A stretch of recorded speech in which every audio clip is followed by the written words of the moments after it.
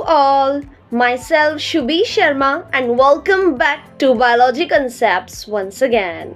And in today's video, I'm discussing on a very important and current topic nowadays, that is eye flu. So without any further delay, let's get started. Eye flu is also known as the pink eye. It is an inflammation of the transparent membrane that lines the eyelid and eyeball. This membrane is also called the conjunctiva. When small blood vessels in the conjunctiva become swollen and irritated, they are more visible.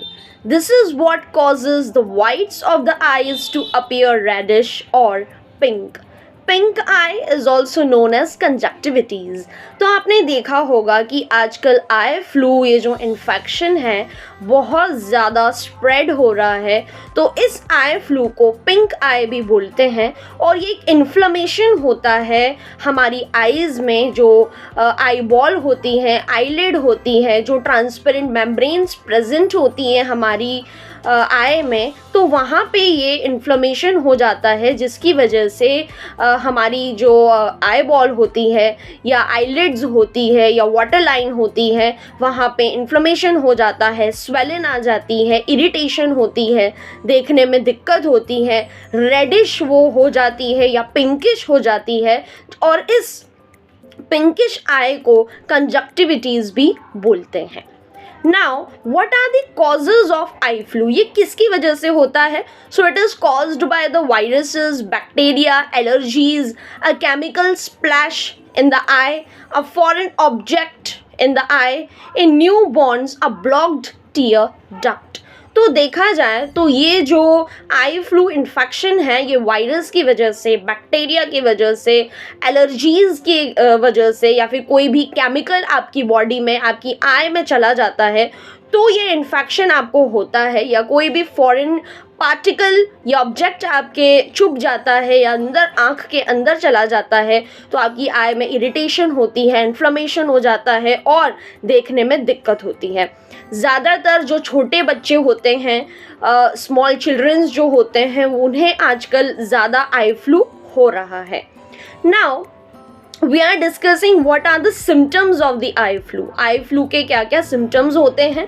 तो redness in one और both eyes, एक या दोनों आँख में redness होना, pinkish eyes हो जाना, इचीनेस होना यानी कि आपकी आँख में कुचर चलना, अ ग्रिटी फीलिंग, बहुत ही अजीब सी फीलिंग होना क्योंकि आपकी आई जो है वो रेडिश पिंकिश हो जाएगी तो अब अजीब से आप नज़र आओगे, आपको इरिटेशन होगी, आपकी आंख में ग्रिटीनेस वाली फीलिंग आएगी. टीयरिंग, ऑफ कोर्स नॉर्मल सी बात है कि आपकी आंखों में से आंसू निकलेंगे.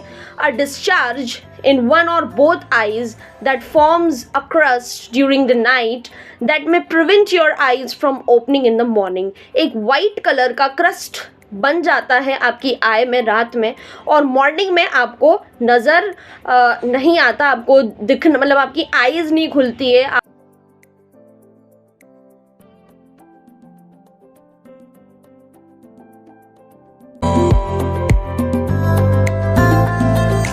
And now I'm discussing about the risk factors of eye flu.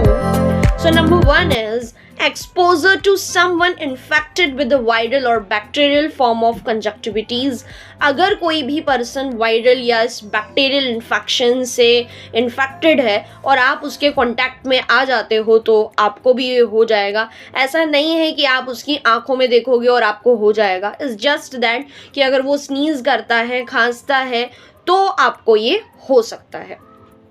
Exposure to something you are allergic to for your allergic conjunctivitis. अगर आप ऐसी कोई चीज़ से एलर्जिक हो और आप उसके कांटेक्ट में आ जाते हो तो भी आपको आई फ्लू हो सकता है. Using contact lenses specially extended wear lenses. अगर आप कॉन्टैक्ट लेंसेज यूज़ करते हो ज़्यादा समय तक तो आपकी आईज़ में इचीनेस या इरिटेशन होने लगती है, जिसकी वजह से भी आपकी आईज़ रेडिश और पिंकिश हो जाती है और आई फ्लू होने के चांसेस बढ़ जाते हैं। Sensitivity to light called photophobia, आपको आई फ्लू जब होता है तो आपकी आईज़ काफ़ी ज़्यादा सेंसिटिव हो जाती है लाइट के प्रति, जिसको फोटोफोबिया हम कहते हैं। And last but not the least, we are discussing about the prevention of eye flu. So number one is don't touch your eyes with your hands. आपको अपनी जो आईज़ है वो बार बार टच नहीं करनी है अपने हैंड्स से। एज़ यू नो कि हम हैंड्स जो हैं काफ़ी सारी चीज़ों को टच करते हैं, हमारे हैंड्स तो जर्म्स आ जाते हैं हमारे हैंड्स में, तो इसीलिए बेटर है कि आप बार बार अपनी आईज़ को टच ना करें। वॉश योर हैंड्स ऑफ्टन, आपको बार बार अपने हैंड्स वॉश करने हैं। Use a clean towel and wash clothes daily, आपको क्लीन टॉवल और वॉश क्लोथ्स डेली यूज़ करना है।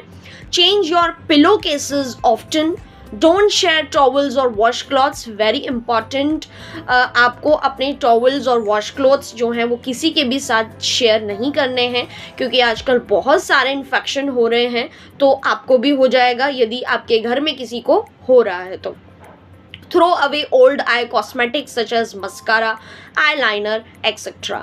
अगर आपके पास कोई ओल्ड कॉस्मेटिक्स हैं जिनकी एक्सपायरी डेट निकल चुकी है और फिर भी आप उन्हें यूज़ में ले रहे हो, तो आपको उसे थ्रो कर देना चाहिए, क्योंकि एक्सपायरी डेट अगर निकल चुकी है और वो काफ़ी ओल्ड आइटम्स हैं और आप उन्हें यूज़ करते हो तो वो आपकी आईज़ के लिए हार्मफुल हो सकते हैं। Next is don't share I cosmetics और पर्सनल आई केयर आइटम्स। आपके जो पर्सनल आई केयर आइटम्स होते हैं जैसे कि mascara, eye liner, eye shadow जो यूजुअली होते हैं गर्ल्स के, तो वो आपको किसी के भी साथ शेयर नहीं करने हैं और हाइजीन मेंटेन करके रखना है। I hope this video will be quite useful, helpful and informative for you. If you like the video, then don't forget to like, share, subscribe and comment done. Thank you guys.